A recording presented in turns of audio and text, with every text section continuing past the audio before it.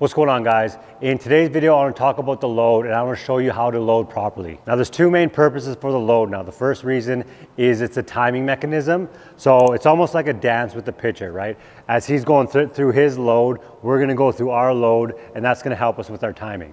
Now, the second reason is to generate power. And I'm going to cover all of that in this video, and I have 3 hitting drills that are going to help with your load, so make sure to stick around.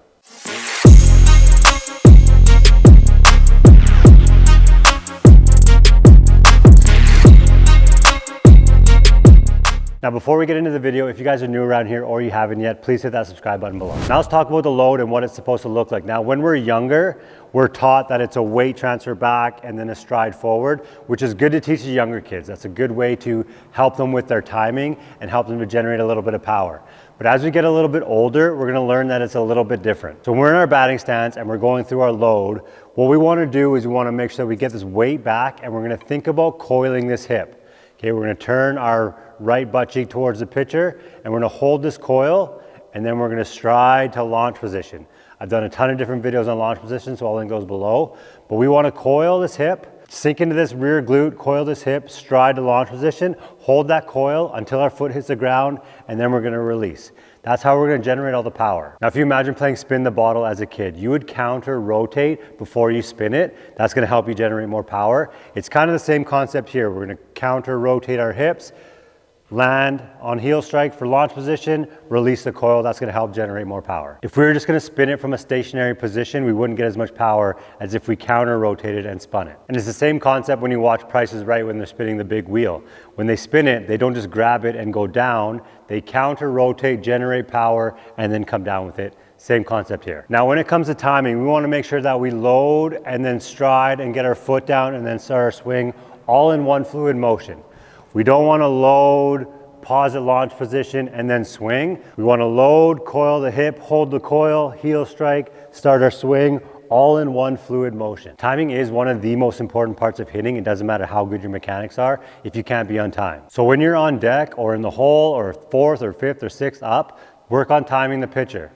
Okay, work on when you're gonna load and when your foot would get down. Use each pitch as a free pitch for yourself to get your timing down. If you're just standing in the on deck circle waiting for your turn to hit, you're missing a huge opportunity to get your timing down. So every single pitch, treat it like a real at bat. Go through your regular routine, get in sync with the pitcher, work on your load, and when to get your foot down. And like I mentioned before, for the younger kids, it's okay to teach them just to put their weight back and stride forward.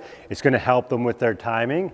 As they get a little bit older, we'll start to introduce the coil. So this first drill, we're gonna get into a 45-degree angle. We're gonna line up this ball just in front of our front foot, okay? And we're gonna coil, load, and release. So when we coil, think about pushing our heel into the ground as we coil this hip, sitting and sinking into this rear glute, and then we're gonna release the coil and swing. So it looks like this. Coil, sit.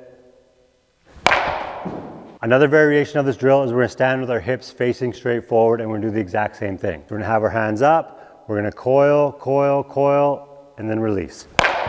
So next drill is gonna be half kneeling swing. So we're gonna do the same thing as the last drill. We're gonna get up into our batting stance, and we're gonna think about coiling this hip, sinking and sitting into this rear glute, and then releasing the coil. So it looks like this. Coil. Now for the next drill, you can grab a bucket or a chair or anything that you wanna sit on, and we're gonna start off sitting down on it.